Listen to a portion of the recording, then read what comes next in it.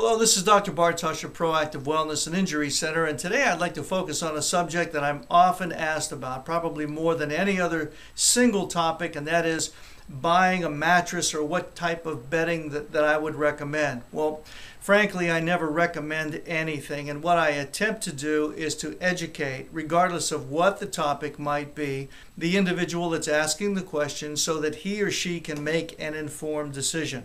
However, when we talk about mattresses or bedding, I feel safe in saying that probably the most popular one out there that's purchased by more people than any is the memory foam type of bedding.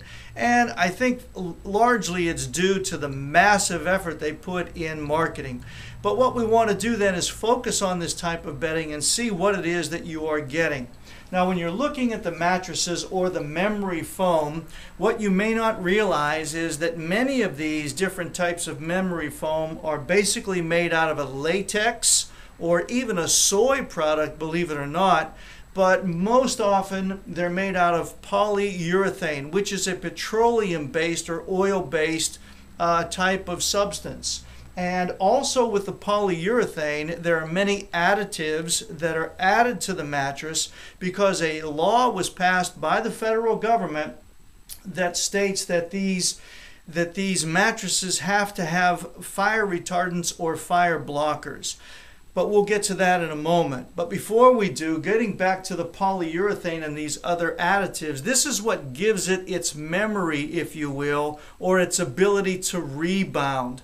As you impress it, you stand there, and in your amazement, you see this mattress now return to its original form. These chemicals, however, break down in about a 3 to 8 year period. And I know that some of you may have purchased these things and you're told that, there's a 20-year warranty on that. It would behoove you to, in this instant, before you purchase one of these, to really read the really fine print, because you're going to see that that's not the case. And as they break down, what happens is they develop a body cavitation, or what's known as a body imaging, where they no longer return to their form, and now you see the impression of the individual that sleeps on that side. And we know that one of the purposes of bedding is, of course, for support while we sleep, because you have to remember that this environment that you put yourself in, this bedding, is about a 6 or 8 hour period, and it's second only to putting yourself in a pair of shoes.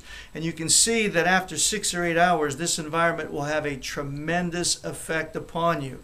Now, getting back to this, these memory foams, these polyurethane substances, research is now showing that polyurethane is a type of PCB. It's contributing now to childhood cancers that we're seeing now being developed, brain disorders such as ADD, respiratory disorders such as various types of asthmas, and autisms as well.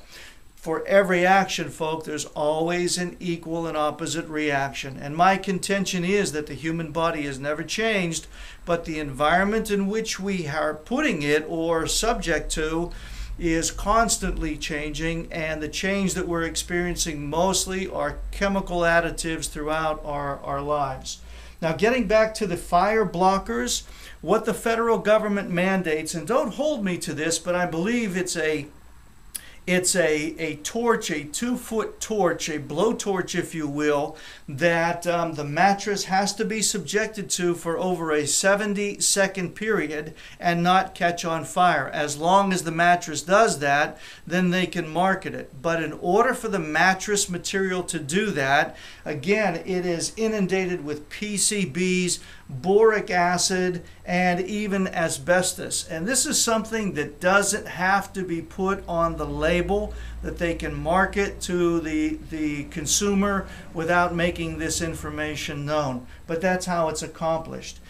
Now also, as I alluded to earlier, you're in this environment for 6 to 8 hours. And what's going on is these chemicals are going through a process that's known as off-gassing. That literally means that as you sleep, these chemicals are vaporizing and they're becoming part of the atmosphere, the air that you're breathing, and also they're permeating your tissue, your skin.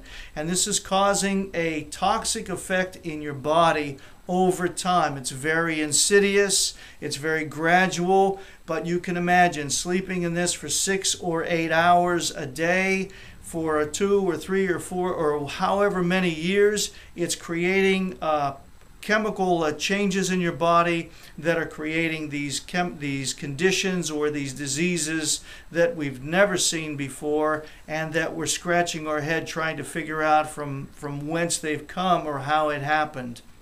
So I guess the bottom line is, or the question that we get to is that, well, doc, what do I do? Well, one of the things that you can do is to become an informed consumer, and that's my objective here in this video, is to let you know about these types of things that are going on and how they are affecting you. I guess another thing that you can do that we encourage our patient base to do and we test for is to look at how the body has become toxically affected by these chemicals. So the answer to it would be cellular detoxification. And there are many tests that are available that can show you what's going on chemically inside of you, and things that then therefore you can take action steps that you can take that will clean your body out, so to speak, and reduce the adverse effects that these chemicals are causing. So I hope again that this information has been beneficial. And remember, as I always say, if you want to maintain your health, the most powerful action that you can take is to remain proactive.